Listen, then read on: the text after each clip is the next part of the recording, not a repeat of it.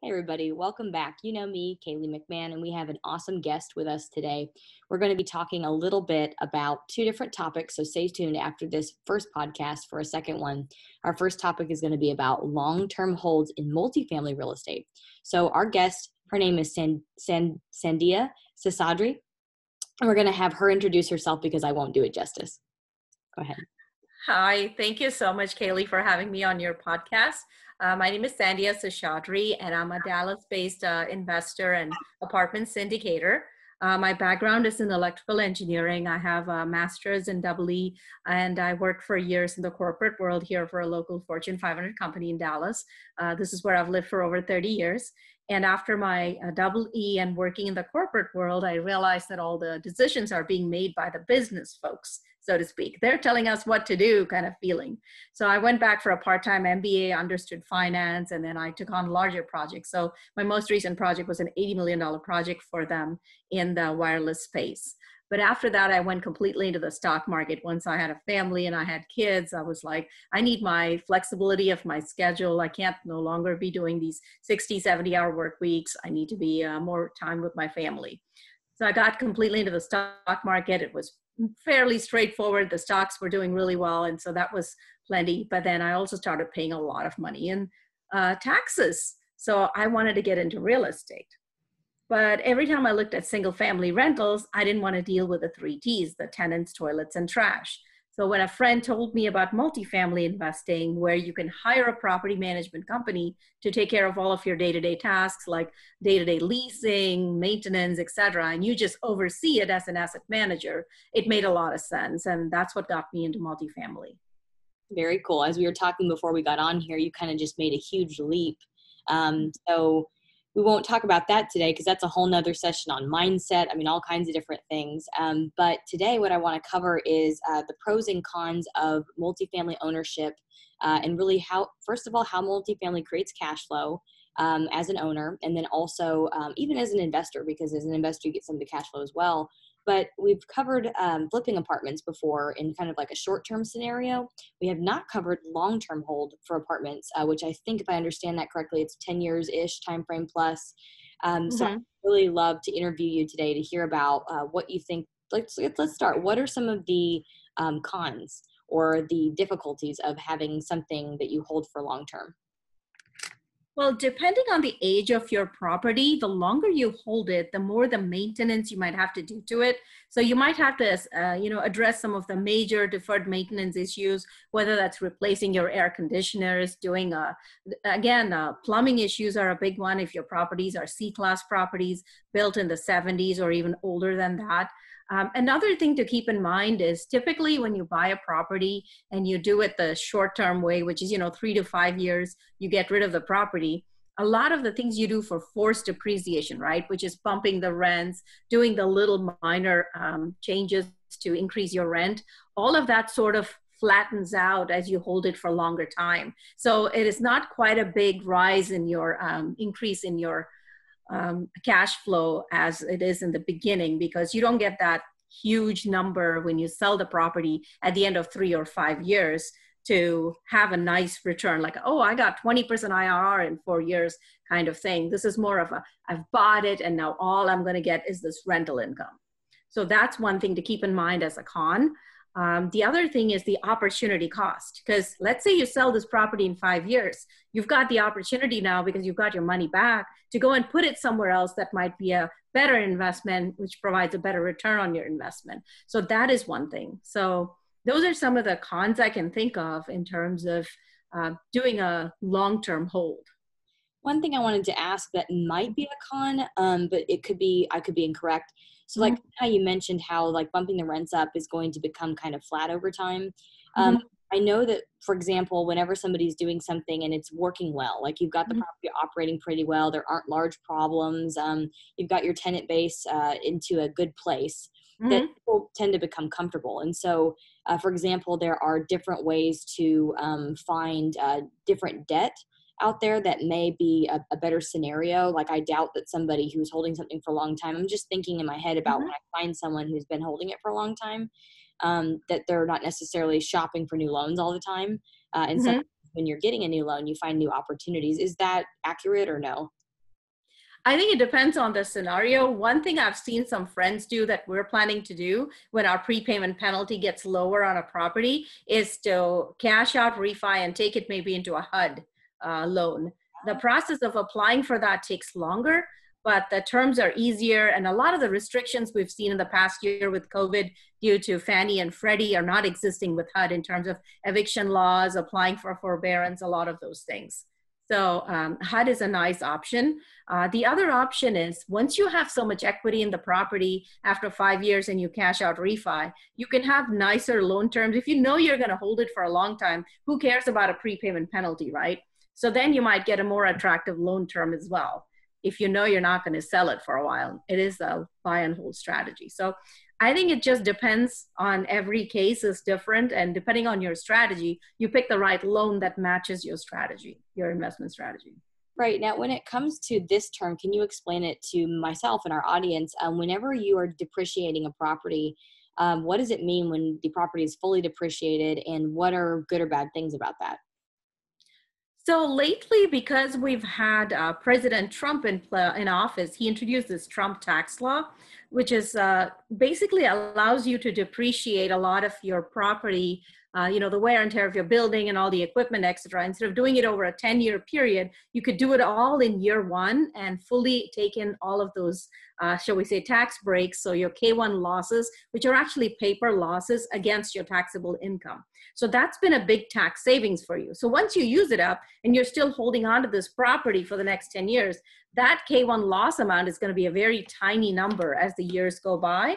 So this property is no longer giving you the tax benefits that you were hoping for from real estate. It's just a good cash flowing asset, much like a dividend stock, if you will, in terms of comparison.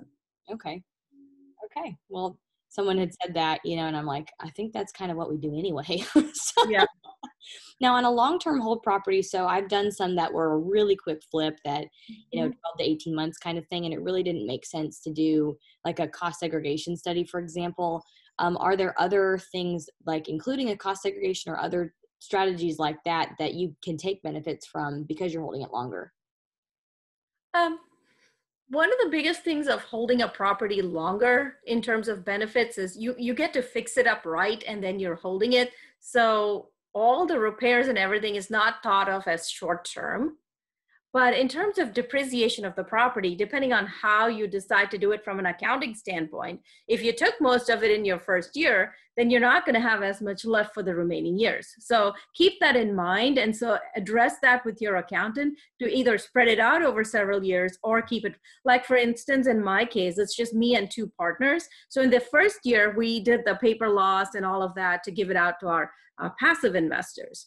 But we are planning to do a cash out refi to pay back our investors, and then just the 3 of us hold it for the long-term period. So at that time, we're going to go back to our accountant and say, what are some tax strategies we can use to get some of these depreciation types of benefits again, now that we're almost like selling it out of that LLC and buying it all as a new LLC. It's still a transaction happening here.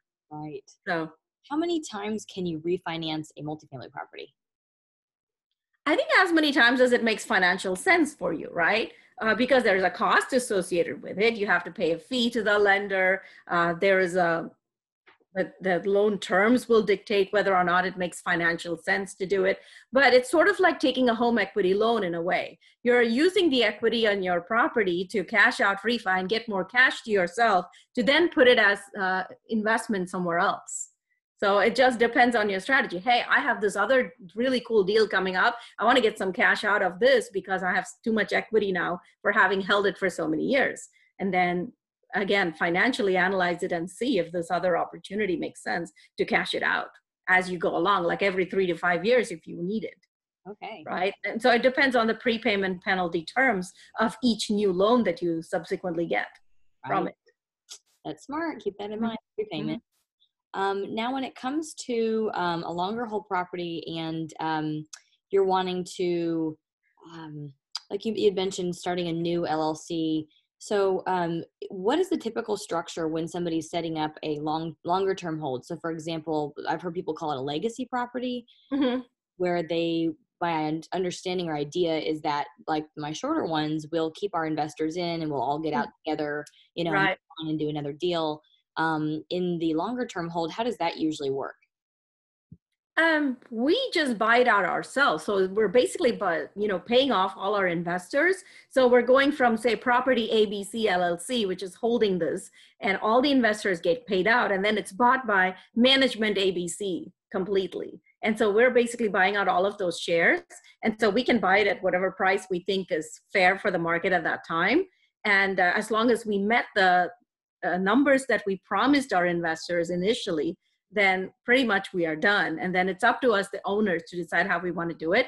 So I'm looking at some JV projects with just 2 or 3 other investors that we're going to, right from the beginning, not have to deal with passive investors at all and buy it as a long-term hold for for ourselves. So we're doing everything, every little rehab and fix exactly right, so that we don't have to ever deal with, whether it's the CapEx is costing me a little bit more now versus later, or the accounting is done only on the 15th of the month. So when I report on the 1st of the month, the numbers are off. All the things that you do to please your passive investors, you don't have to deal with that. And so when we buy it as a JV, it really makes sense to do it as a buy and hold long term. So then it's just up to the partners to figure out what they want to do each time. Interesting. Yeah. Have you ever heard of a independent rental owner or an IRO? I have not done that. That sounds like a solo adventure to me. I think it's similar to what you're saying, where basically it's just, instead of having passive investors, you're just doing like a JV or some sort of structure where it's just the partners. Yeah. But I was told that kind of, once I get going and once I get a couple of flips under my belt, that I'd be able to do something like that. Okay. To be at your level. I've thrown that term around and some people are like, what is that? I'm like, I think it's like there's a certain group of people. I think that's like their terminology, but yeah.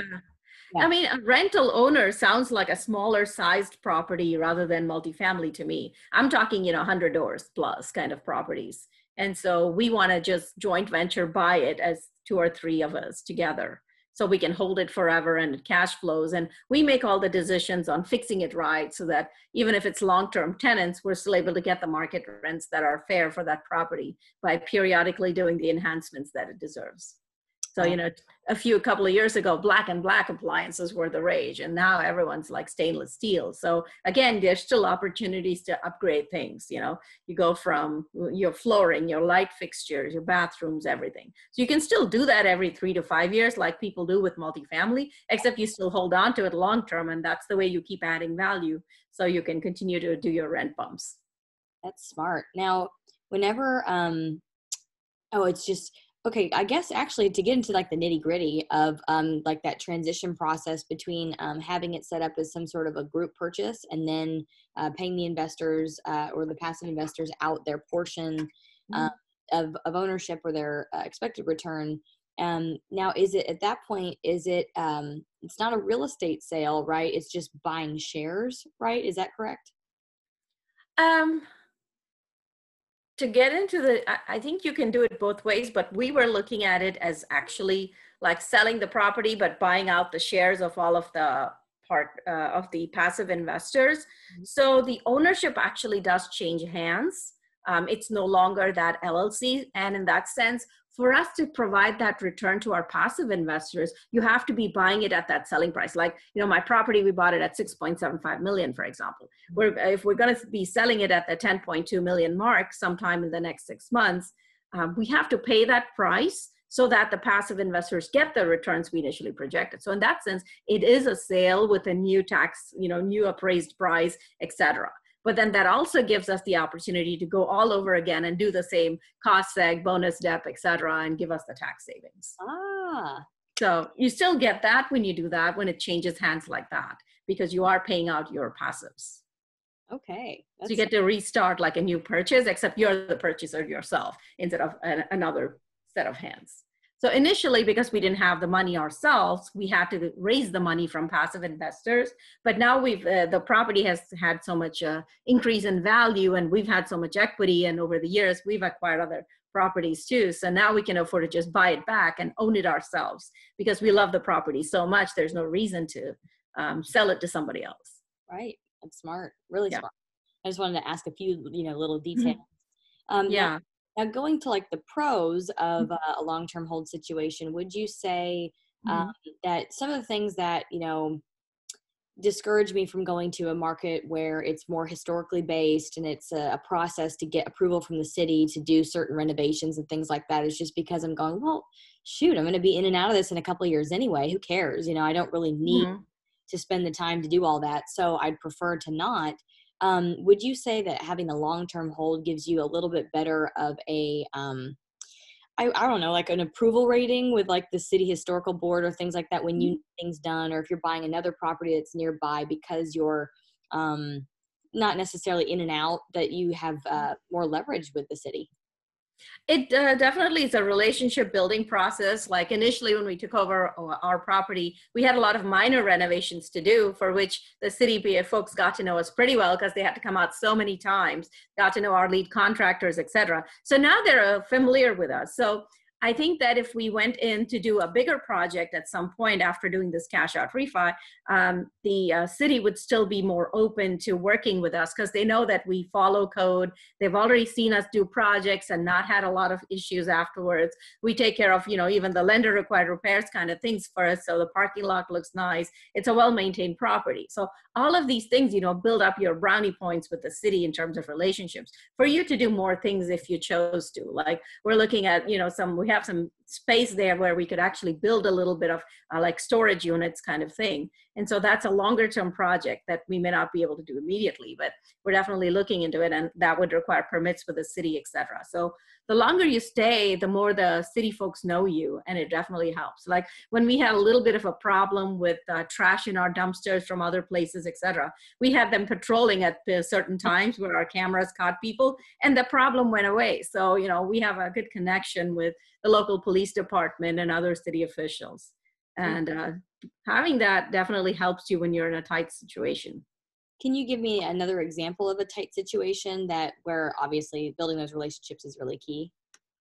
Yes, we have a laundromat right on the other side of our property, and some tenants were complaining that a lot of the people from there was the fence, they kept breaking it at a specific location and then coming over dumping stuff, but also people said they smelled the drugs, etc., in that area.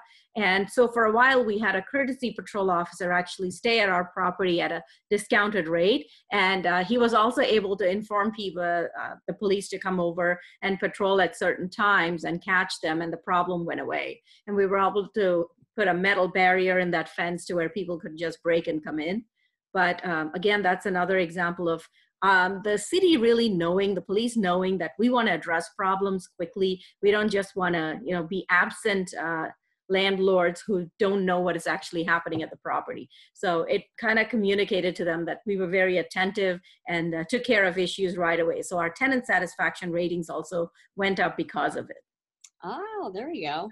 That's So awesome. ultimately, that's what, your reputation, you want to bring the right tenants into your property. They are your customers. If it weren't for them, you would be out of business. So treat them like they are your most valued customers, then bring the right ones in, and then keep them by addressing all the little, annoyances and issues and any complaints they put in there. Address them right away. And that's the way you stay in business. That's awesome advice. Seriously, that's great advice and so true. Um, Now, when you're talking about little renovations that you're doing that either add safety or add value or income or whatnot on the property, when you're doing a long-term hold, so for example, on a shorter term, there's usually a business plan of, hey, we're going to do this will get us this value, and then that's kind of it. Mhm. But when you're staying in it longer term and you're going through several different refis over time, say 3, for example, Mhm. if you've had it for a long time, say every 3 years or so. Um, when you're doing that and after the limited partners are not in the deal anymore, how does it work, or what would be the best decision and why? For example, you take that refinance cash and normally you go, okay, I'm going to pay the investors with that cash or do additional renovations. When you're long-term holding it, what is usually the decision process, what to do with that cash?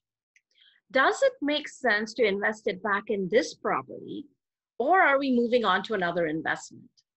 So that's the big one. So let's say we've decided to reinvest it in this property. An example of a large upgrade that I'm already planning for one of my recent acquisitions is it's a chiller property. So to convert it into HVAC would be like a complete game changer for it. But that's a very large upgrade. I don't have the cash flow right now and the CapEx to do it for all of the buildings. So I see myself doing half of it and sort of leaving meat on the bone for the next one. And we can already see it to where there's like 10 units that have been converted out of 116 in this property. Tenants want those 10 units. So I asked my leasing manager, what does it take for you to stay and live on site instead of somewhere else? And she's like, oh, give me one of those 10 units, I'll stay. I want that temperature control. So that's an example of a large CapEx project that I might consider spending my money on, just because it's going to upgrade my property. And it's not just to the outside world for selling back, but it's also for tenants itself. I will recruit a different level of tenants who will stay because they can do temperature control. I mean, being in Texas, that is very important in the summer, to not have a chiller property with window units and solar screens that are broken to fit those window units, etc. So it depends on the financial plan. Like, do you have another investment you'd rather put that money into? Or is there still a lot more I could do here and still get value for it? Because there's rebates through Encore and other programs when you convert it to HVAC from a chiller property. Yeah. So it could be very affordable. All you would need is, maybe 3 to 4K per unit that you want to change it to. Wow. So now, when it comes to long-term hold and again, back kind of like to the city question, whether it's local or whether it's a national program, sometimes there's these, like you said, HUD, for example, but sometimes there's affordable housing.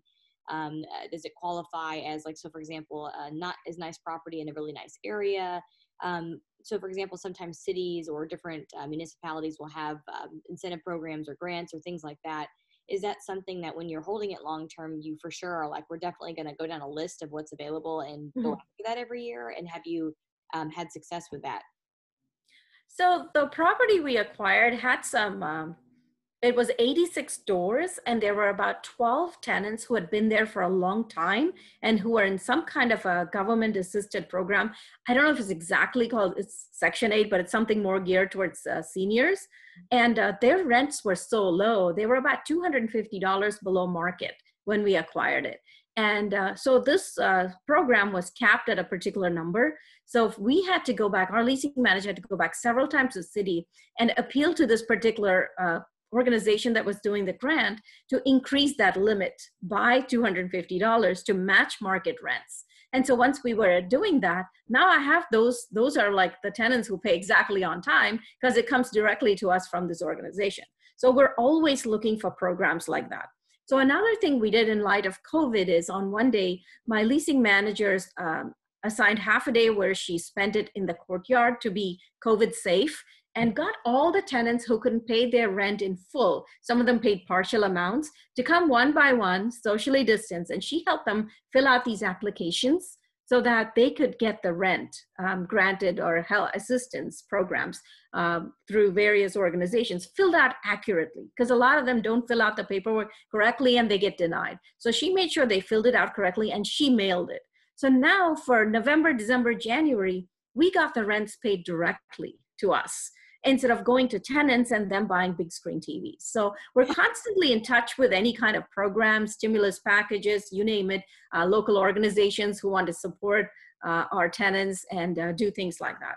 And community appreciation is a big one for me. And I wanted to give everyone free turkey for Thanksgiving. That was just one of my favorite things to do. I love seeing people, and I love giving food. This is, I think, my culture too, is we love feeding people. Yeah. So we got with there's a food lunch assistance program that used to bring lunches during school days. And so we asked them about getting free turkey, because even my local grocery store couldn't give us these huge turkeys, 15-pound turkeys for this many people.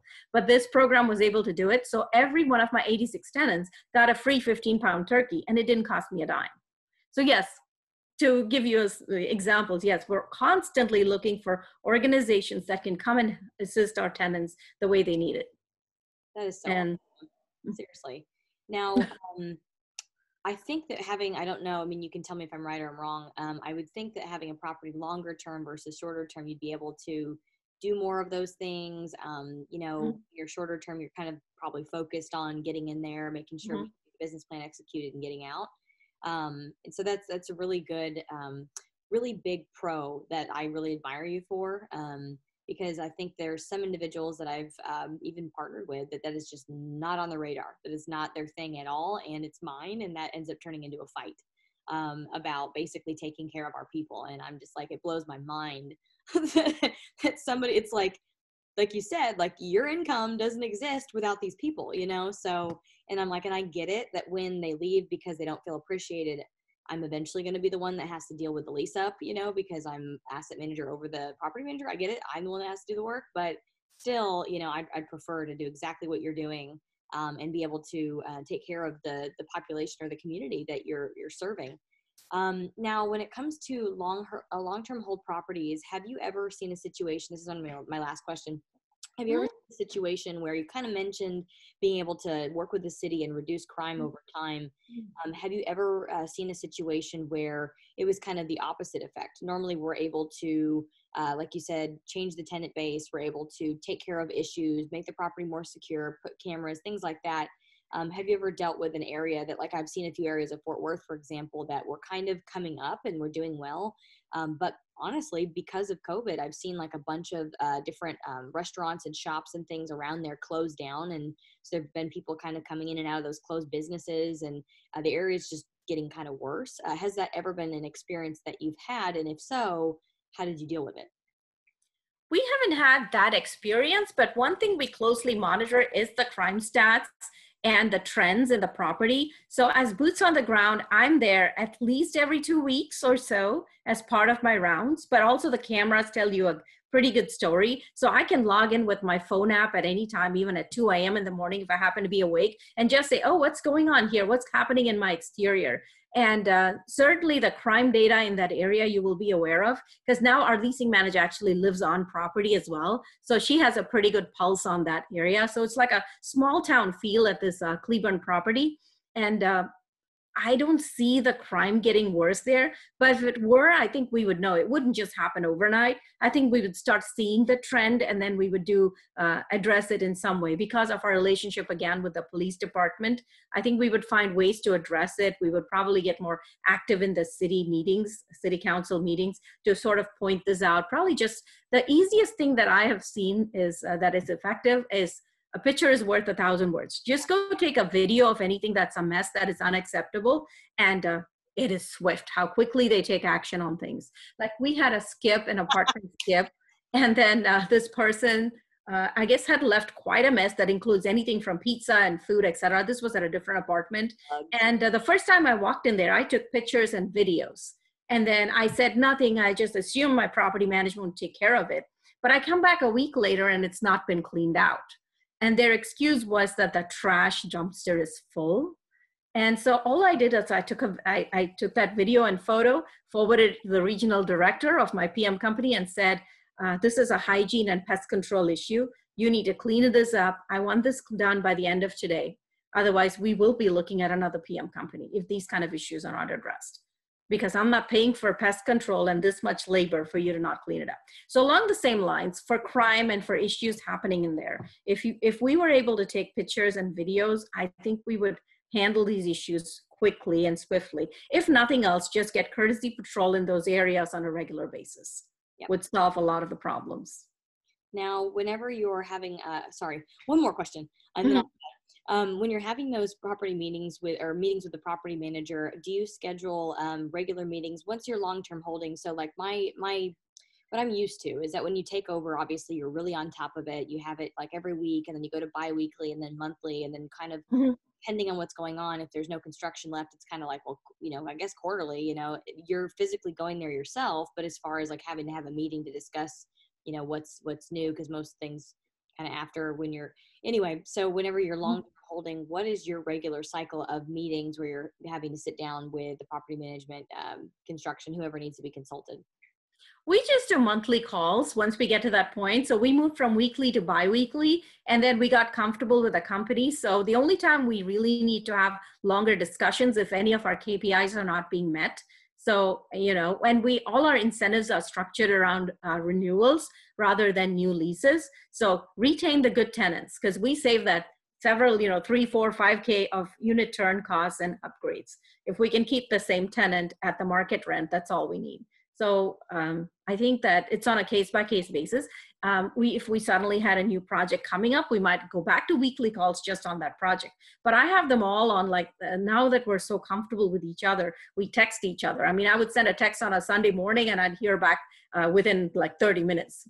Or, sometimes my VP of my property management company would be like, I'm driving, Sandia. Can I just call you in about 15 minutes? I'm on a long drive. And so we'd have an hour-long call about the world and about, property management in general, or new properties to look at, as well as the specific issues we want to address with this property. So I think it's the relationship. I think you realize that your property management company is your best friend and partner in making this a successful investment, whether it's for your passive investors or for yourself, with the ultimate goal being taking care of your customers, which in case are your tenants. Yep, absolutely. Well, we have spent about 25 minutes on the call, and I want to respect your time, of course.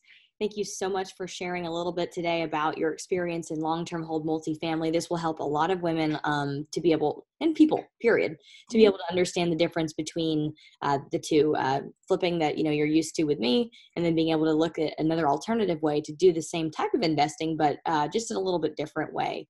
How could our audience get a hold of you if they have any questions or want to work with you?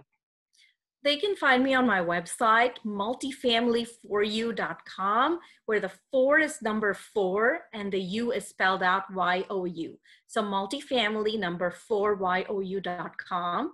And they can type a message or just put their name and email address, and they can get a passive investors checklist from me for free, how to vet a sponsorship team, and it does not sign you up to any future emails. So no, I will not be spamming you just because you visited my website once. Unless you want to, you won't hear from me again. Well, thank you so much for your time today, and we look forward to having you on our next segment, talking about negotiating. Awesome, thank you. It was such a pleasure to talk with you, Kaylee. Absolutely.